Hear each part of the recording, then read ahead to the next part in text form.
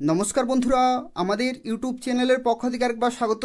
আজকে এই ভিডিওতে আমরা আলোচনা করব আরও একটি গুরুত্বপূর্ণ সরকারি চাকরি বিজ্ঞপ্তি সম্পর্কে, যেখানে তোমরা মাধ্যমিক পাস থেকে শুরু করে বিভিন্ন শিক্ষাগত যোগ্যতায় অ্যাপ্লিকেশন করতে পারবে এবং যেখানে পুরোপুরি পার্মানেন্ট পোস্ট রয়েছে, সম্পূর্ণভাবে সরকারি চাকরি রয়েছে এবং পশ্চিমবঙ্গের প্রত্যেকটি জেলা থেকেই তোমরা প্রত্যেকেই অ্যাপ্লিকেশন করতে পারবে।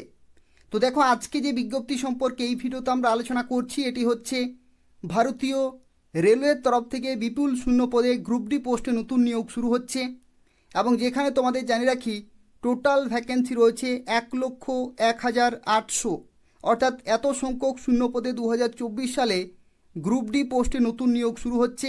এবং তোমরা কবে থেকে অ্যাপ্লিকেশন করতে পারবে, কিভাবে অ্যাপ্লিকেশন করতে পারবে, সিলেকশন প্রসেস কী রয়েছে, কোন কোন পোস্টে তোমরা চাকরি পেতে পারো, বেতন কত পাবে, সেই সম্পর্কিত প্রত্যেকটি তথ্য নিয়ে আলোচনা করব।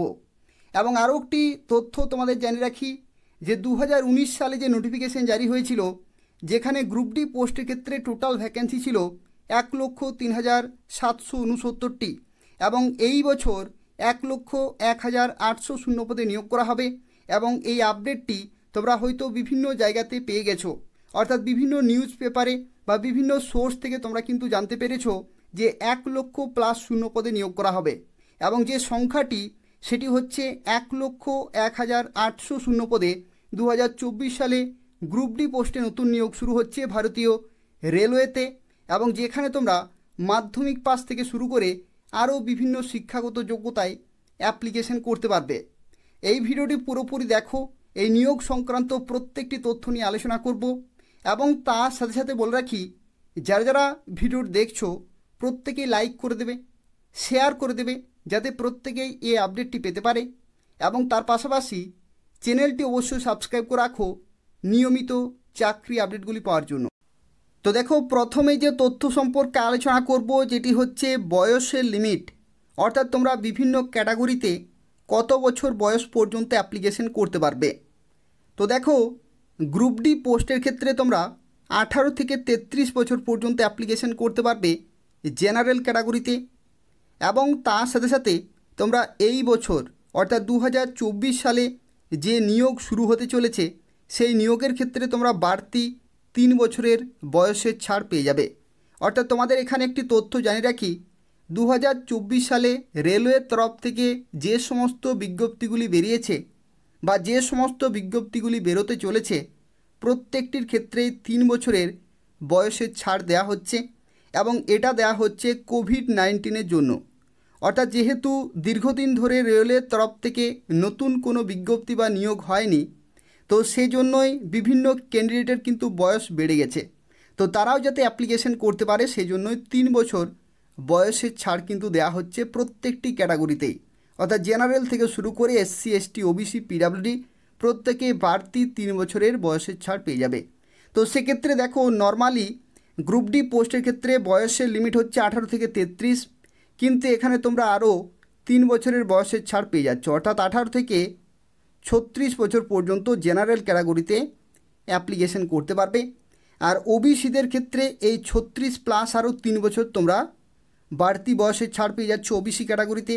আর SC, STর ক্ষেত্রে 5 বছরের কিন্তু ছাড় পেয়ে যাবে, অর্থাৎ 36+5 বয়স পর্যন্ত তোমরা অ্যাপ্লিকেশন করতে পারবে। PWDদের ক্ষেত্রে দেখো, যদি তুমি PWD জেনারেল হয়ে থাকো তাহলে 10 বছরের ছাড়, PWD OBC হয়ে থাকলে 13 বছর, আর PWD SC, ST হয়ে থাকলে তোমরা 15 বছরের ছাড় পেয়ে যাবে। তো সেক্ষেত্রে দেখো, বিভিন্ন ক্যাটাগরিতে যে সরকারিভাবে বয়সের ছাড় তোমরা পেয়ে থাকো প্রত্যেকটি পেয়ে যাচ্ছ। এবং তার সাথে সাথে এই বছর অর্থাৎ 2024 সালে তোমরা বাড়তি আরও 3 বছরের বয়সের ছাড় পেয়ে যাবে কোভিড-19-এর জন্য। তো এই হচ্ছে আরেকটি গুরুত্বপূর্ণ তথ্য। আর দেখো, এখানে শিক্ষাগত যোগ্যতার ক্ষেত্রে অনেকেরই বুঝতে সমস্যা হচ্ছে যে গ্রুপ ডি পোস্টের ক্ষেত্রে তোমরা কী শিক্ষাগত যোগ্যতায় বা কারা কারা অ্যাপ্লিকেশন করতে পারবে, সেই সম্পর্কিত তথ্য নিয়ে এরপর আমরা ডিটেলে আলোচনা করব। তো দেখো, গ্রুপ ডি পোস্টের ক্ষেত্রে যে এডুকেশনাল কোয়ালিফিকেশন তোমাদের জানিয়ে রাখি, গ্রুপ ডি পোস্ট হচ্ছে গ্রেড পে 1800 হচ্ছে গ্রেড পে, যেখানে লেভেল 1-এর এটা হচ্ছে ক্যাটাগরি। লেভেল 1 হচ্ছে গ্রুপ ডি পোস্ট রেলওয়ের তরফ থেকে, যেখানে 18,000 থেকে 56,900 লেভেল 1-এর কিন্তু বেতন রয়েছে 7 সেন্ট্রাল পে কমিশনে, প্লাস ডিএ, এইচআরএ এবং বিভিন্ন অ্যালাউন্সগুলো পেয়ে যাবে। তো দেখো এই পোস্টের ক্ষেত্রে যে শিক্ষাগত যোগ্যতা রয়েছে সেই যোগ্যতা সম্পর্কে দেখো প্রথমেই বলা হচ্ছে 10th স্ট্যান্ডার্ড অথবা আইটিআই, অর্থাৎ মাধ্যমিক অথবা আইটিআই। দেখো এখানে অথবা কিন্তু রয়েছে, ঠিক আছে, অথবা অর্থাৎ মাধ্যমিক পাস যদি তুমি করে থাকো অ্যাপ্লিকেশন করতে পারবে, অথবা যদি তুমি আইটিআই করে থাকো তবু তুমি এখানে অ্যাপ্লিকেশন করতে পারবে, অথবা যদি তুমি অ্যাপ্রেন্টিসশিপের ট্রেনিং করে থাকো, রেলওয়ের তরফ থেকে যে অ্যাপ্রেন্টিসশিপের ট্রেনিংগুলি হয়ে থাকে 1 বছরের হয়, কিছু ক্ষেত্রে 2 বছরের হয়, তো সেই সমস্ত ট্রেনিংগুলো যদি তুমি করে থাকো তবু এখানে অ্যাপ্লিকেশন করতে পারবে, ঠিক আছে। তো এই জন্য আমি তোমাকে বিভিন্ন যে সমস্ত অ্যাপ্রেন্টিসশিপের বিজ্ঞপ্তিগুলি বেরোয় সেই বিজ্ঞপ্তির ক্ষেত্রে আমি তোমাকে বারবার বলে থাকি যে অবশ্যই অ্যাপ্রেন্টিসশিপের ট্রেনিংগুলো কিন্তু করে রাখবে, যার কারণে তোমরা ম্যাক্সিমাম যে গ্রুপ ডির বিজ্ঞপ্তির ক্ষেত্রে যে পোস্টগুলি থাকে বা ভ্যাকেন্সিগুলি থাকে সেই সমস্ত ভ্যাকেন্সিগুলির জন্য তোমরা কিন্তু অ্যাপ্লিকেশন করতে পারবে। তো সেক্ষেত্রে এই হচ্ছে 3টি কোয়ালিফিকেশন, মাধ্যমিক পাশে তোমরা অ্যাপ্লিকেশন করতে পারবে, আইটিআই শিক্ষাগত যোগ্যতায় এবং অ্যাপ্রেন্টিসশিপে যদি তোমাদের সার্টিফিকেট থাকে তবু তোমরা অ্যাপ্লিকেশন করতে পারবে। তো সেক্ষেত্রে দেখো শিক্ষাগত যোগ্যতার মধ্যে বলা হচ্ছে মাধ্যমিক স্ট্যান্ডার্ড অথবা আইটিআই অথবা অ্যাপ্রেন্টিসশিপের সার্টিফিকেট, এই 3টির মধ্যে যে কোনো একটি শিক্ষাগত যোগ্যতায় তোমরা অবশ্যই অ্যাপ্লিকেশন করতে পারবে। কিন্তু এখানে কিছু শর্ত রয়েছে, যে শর্তগুলো যদি তোমাদের থাকে তাহলে তোমরা আরও বিভিন্ন পোস্টের জন্য অ্যাপ্লিকেশন করতে পারবে। এখানে দেখো যে শর্তগুলি এখানে বলা রয়েছে, সেখানে বলা হচ্ছে যে সিভিল ইঞ্জিনিয়ারিং রয়েছে বা যে সিভিল ডিপার্টমেন্টে যে সমস্ত ভ্যাকেন্সিগুলি থাকবে, মেকানিক্যালে, ইলেকট্রিক্যাল, সিগন্যাল অ্যান্ড টেলিকম এবং ক্যাটারিং উইংস, এই সমস্ত বিভিন্ন ডিপার্টমেন্টে যে ভ্যাকেন্সিগুলি থাকবে সেই ভ্যাকেন্সিগুলির জন্য কিন্তু নির্দিষ্ট শিক্ষাগত যোগ্যতা এখানে চাই। অর্থাৎ এই সমস্ত নির্দিষ্ট ডিপার্টমেন্টে যদি তোমরা অ্যাপ্লিকেশন করতে চাও তো সেক্ষেত্রে তোমাদের যে শিক্ষাগত যোগ্যতা থাকা প্রয়োজন সেটি হচ্ছে মাধ্যমিক পাস প্লাস অ্যাপ্রেন্টিসশিপের সার্টিফিকেট অথবা মাধ্যমিক পাস প্লাস আইটিআই সার্টিফিকেট। অর্থাৎ আইটিআই অথবা অ্যাপ্রেন্টিসশিপে যদি তোমাদের সার্টিফিকেট থাকে তাহলে তোমরা এই সমস্ত নির্দিষ্ট ডিপার্টমেন্টের জন্য অ্যাপ্লিকেশন করতে পারবে। অর্থাৎ সেই সমস্ত শিক্ষাগত যোগ্যতার এগুলো হচ্ছে স্পেশাল কয়েকটি ডিপার্টমেন্ট, সেই সমস্ত ডিপার্টমেন্টে অ্যাপ্লিকেশন করতে পারবে। অর্থাৎ এখানে তোমরা বুঝতে পারছো যে শিক্ষাগত যোগ্যতা কিন্তু টোটাল এখানে 3 ধরনের রয়েছে। টোটাল এখানে 3 ধরনের শিক্ষাগত যোগ্যতা। প্রথম হচ্ছে মাধ্যমিক পাস, যদি তোমাদের শুধুমাত্র মাধ্যমিক পাস থাকে, কোনো রকমের টেকনিক্যাল কোর্স করা নেই বা ডিপ্লোমা করা নেই, তবু তুমি এখানে অ্যাপ্লিকেশন করতে পারবে। যদি তোমাদের আইটিআই থাকে তাহলে অবশ্যই অ্যাপ্লিকেশন করতে পারবে, অথবা যদি তোমাদের অ্যাপ্রেন্টিসশিপের সার্টিফিকেট থাকে তবু তোমরা এখানে অ্যাপ্লিকেশন করতে পারবে। কিন্তু যদি তোমাদের আইটিআই অথবা অ্যাপ্রেন্টিসশিপ থাকে তাহলে এই সমস্ত মূল্যবান ডিপার্টমেন্টেও তোমরা কিন্তু অ্যাপ্লিকেশন করতে পারছো। অর্থাৎ তাদের ক্ষেত্রে কিন্তু বিভিন্ন আরও বাড়তি ডিপার্টমেন্ট রয়েছে, সেই সমস্ত ডিপার্টমেন্টেও কিন্তু তোমরা অ্যাপ্লিকেশন করতে পারবে। তো চলো দেখা যাক যে সমস্ত পোস্ট রয়েছে গ্রুপ ডির ক্ষেত্রে সেই সমস্ত পোস্টের কতগুলি রয়েছে আইটিআই অ্যাপ্রেন্টিসশিপদের জন্য আর কতগুলি রয়েছে শুধুমাত্র মাধ্যমিক পাশে, সেই সম্পর্কে এরপর আমরা আলোচনা করব। তো দেখো রেলওয়ে গ্রুপ ডির ক্ষেত্রে তোমরা যে সমস্ত পোস্টে চাকরি পেতে পারো তার মধ্যে দেখো এখানে 1 থেকে শুরু করে 17 পর্যন্ত টোটাল 17 ধরনের পোস্ট রয়েছে এবং এই সমস্ত পোস্টের ক্ষেত্রে তোমরা বিভিন্ন শিক্ষাগত যোগ্যতায় অর্থাৎ দেখো মাধ্যমিক পাস, আইটিআই অথবা অ্যাপ্রেন্টিসশিপ এই সমস্ত শিক্ষাগত যোগ্যতা অ্যাপ্লিকেশন করতে পারবে। যেখানে যে সমস্ত ডিপার্টমেন্টে তোমরা চাকরি পেতে পারো সেগুলো দেখো এখানে কিন্তু রয়েছে। রেলওয়ের তরফ থেকে বিভিন্ন ডিপার্টমেন্ট রয়েছে, সেই সমস্ত ডিপার্টমেন্টে বিভিন্ন তোমরা পোস্টে চাকরি পেতে পারো। এবং এখানে দেখো যে সমস্ত পোস্ট রয়েছে তার মধ্যে রয়েছে অ্যাসিস্ট্যান্টের পোস্ট রয়েছে, বিভিন্ন অ্যাসিস্ট্যান্টের পোস্ট রয়েছে। পরবর্তী এখানে রয়েছে দেখো হসপিটাল অ্যাসিস্ট্যান্ট রয়েছে, ট্র্যাক মেনটেনার রয়েছে, এই সমস্ত বিভিন্ন পোস্ট রয়েছে।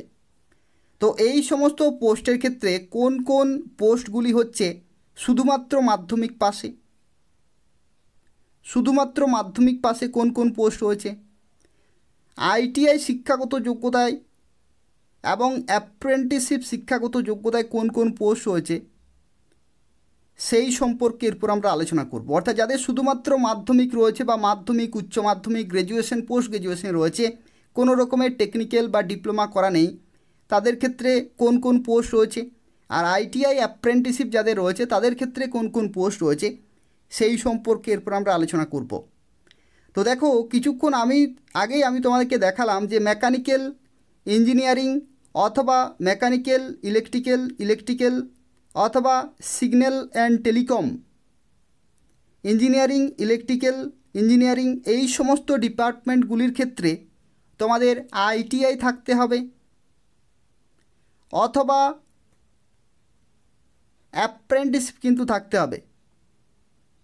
ঠিক আছে, এই সমস্ত শিক্ষাগত যোগ্যতা যদি থাকে তাহলে তোমরা এই সমস্ত ডিপার্টমেন্টের ক্ষেত্রে অ্যাপ্লিকেশন করতে পারবে। অর্থাৎ মেকানিক্যাল, ইঞ্জিনিয়ারিং, ইলেকট্রিক্যাল এবং এছাড়াও কিন্তু সিভিল ডিপার্টমেন্টেও নিয়োগ করা হয়, সিগন্যাল অ্যান্ড টেলিকম, এই সমস্ত ডিপার্টমেন্টের ক্ষেত্রে তোমাদের আইটিআই অথবা অ্যাপ্রেন্টিসশিপের কিন্তু সার্টিফিকেট থাকতে হবে, তাহলে তোমরা অ্যাপ্লিকেশন করতে পারবে। আর যদি তোমাদের শুধুমাত্র মাধ্যমিক পাস থাকে,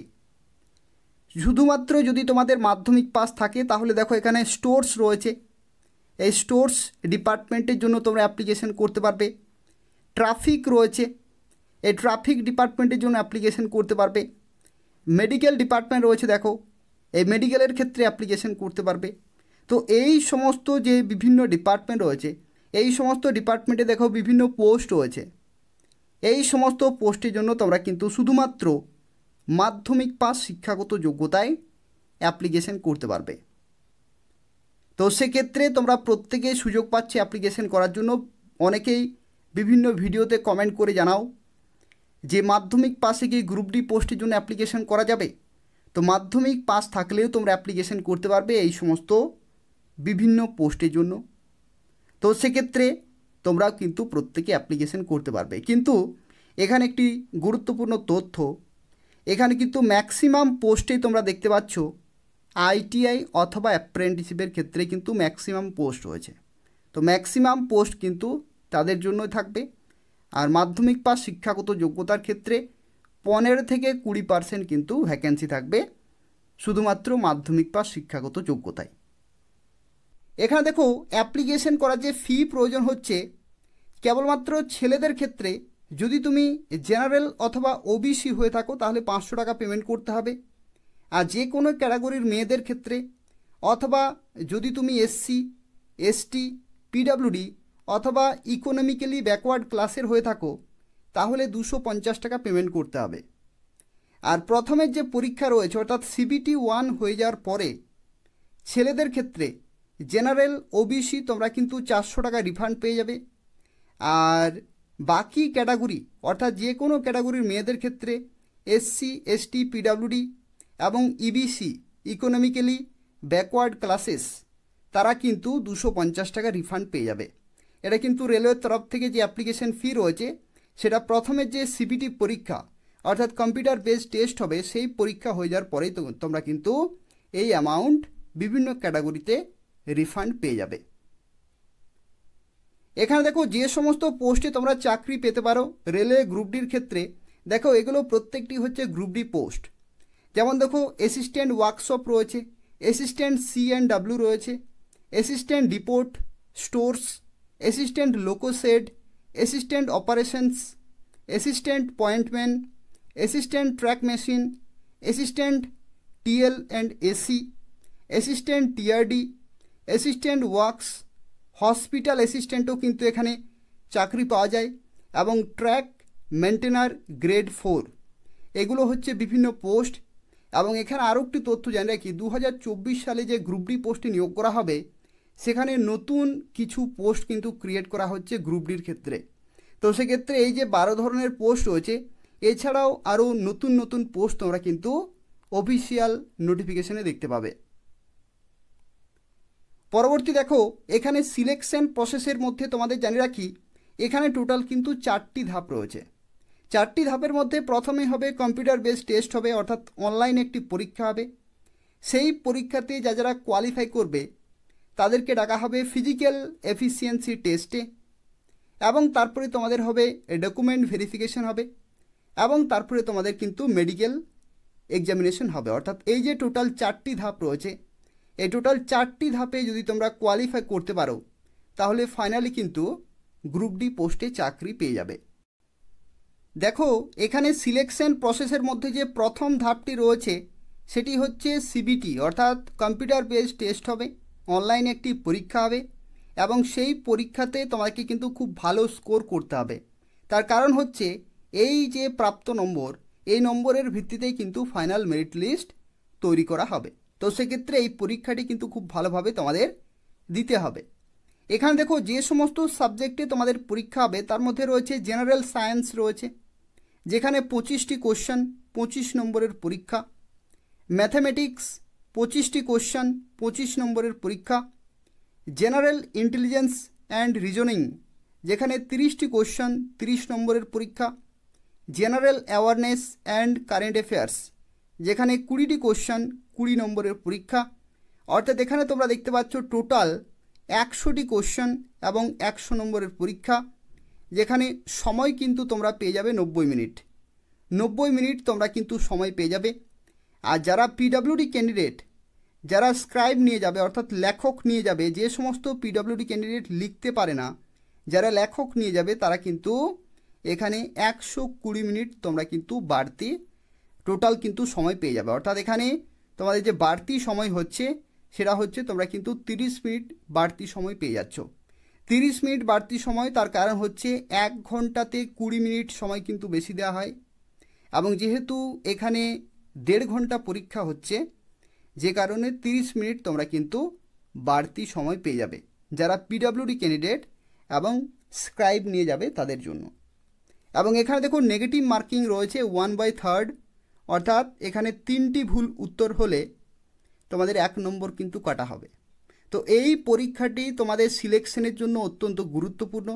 তো সেক্ষেত্রে যে সমস্ত সাবজেক্ট রয়েছে এগুলো কিন্তু খুব ভালোভাবে প্রিপারেশন নিতে হবে। এবং দেখো এই সমস্ত সাবজেক্টের ক্ষেত্রে যে কমপ্লিট সিলেবাস রয়েছে সেটা কিন্তু এটা হচ্ছে অফিসিয়াল সিলেবাস রয়েছে। এই সমস্ত টপিকগুলো তোমাকে কিন্তু খুব ভালোভাবে পড়তে হবে। ম্যাথামেটিক্সের ক্ষেত্রে দেখো নাম্বার সিস্টেম থেকে শুরু করে আরও বিভিন্ন টপিক রয়েছে, এগুলো কিন্তু ক্লিয়ার করতে হবে। জেনারেল ইন্টেলিজেন্স এবং রিজনিংয়ের ক্ষেত্রে এই সমস্ত টপিকগুলো কিন্তু ক্লিয়ার করতে হবে।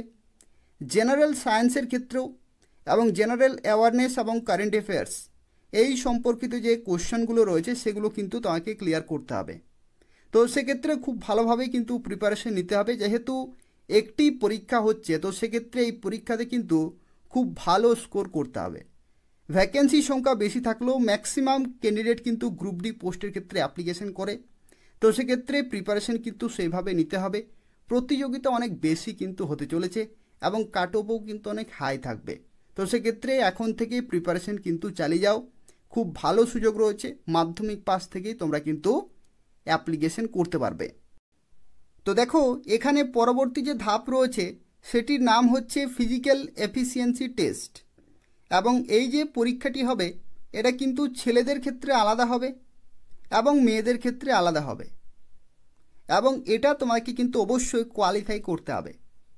ছেলেদের ক্ষেত্রে দেখো বলা হচ্ছে 35 কেজি একটি ভারী বস্তু তোমাদেরকে 100 মিটার দূরত্ব পর্যন্ত নিয়ে যেতে হবে 2 মিনিটে।